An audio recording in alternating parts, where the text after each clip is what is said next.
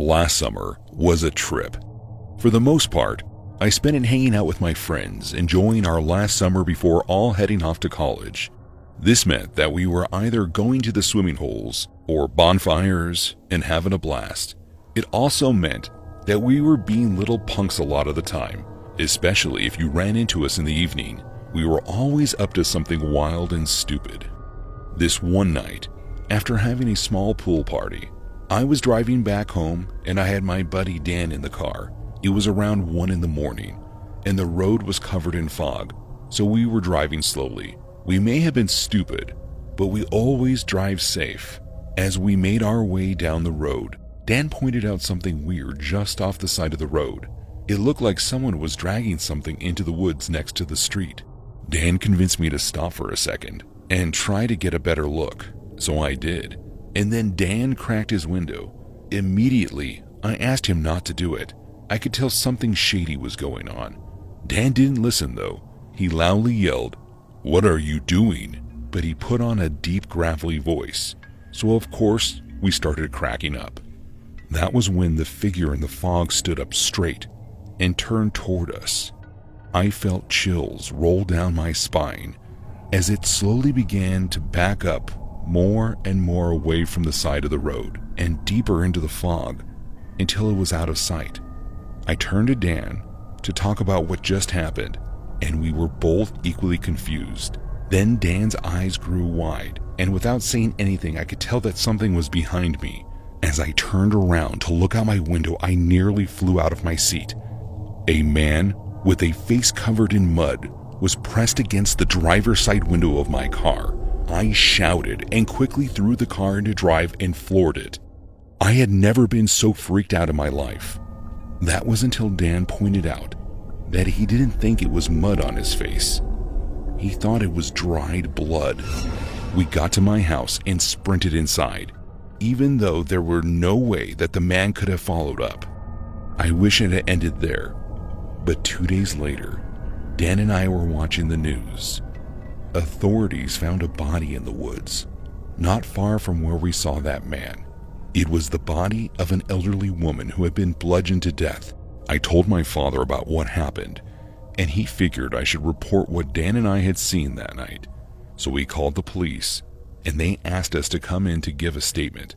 I'm not sure if it did any good, as I try to forget that night, which means I tend not to look into the status of that case at all.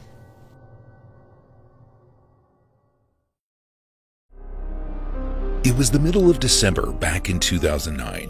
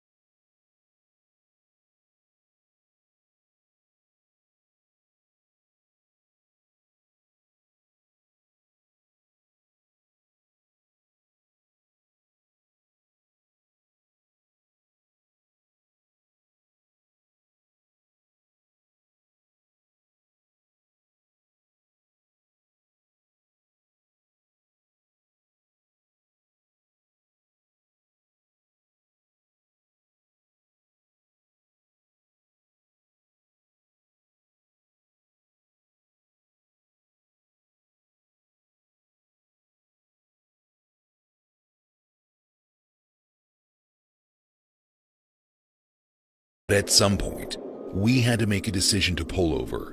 We had quite a bit of windy roads down the mountain to get home, and with our kid in the car, it just didn't seem safe.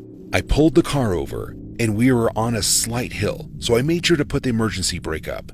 We made sure to bundle up in blankets we had lying in the back of the van for emergencies, and did our best to get comfortable. Our son thought it was like a camping trip, so he was totally fine with the situation. However, a bad situation would turn worse after a few hours. I'm still not quite sure what caused the snow to begin to freeze. Maybe it was a rise and dip in the temperature, but somehow, while we were asleep, the entire road of the hill in front of us became a sheet of ice. And I'm not sure if it was us tossing and turning in our sleep that shifted the van ever so slightly, but somehow the ice ended up under our tires and I awoke to our van sliding rapidly downhill. My wife woke up and quickly wrapped her arms around our son while I tried to figure out something to do. But I knew right away there was nothing. The emergency brake was already up. There was no way to stop us unless we happened to just stop on our own. I could tell that we were picking up serious momentum, so I too joined my wife and our son in an embrace and got ready for the worst to happen. Then out of nowhere, bam, I heard the back of the van smash into something, but we stopped. I checked on my family and they were all okay. When I checked to see what stopped the van, it turned out to be a large rock just big enough for the bottom of the van to get launched onto it. The bone-chilling part is had we not stopped, the van would have likely slid right off the side of the mountain at a steep 20-plus foot drop-off.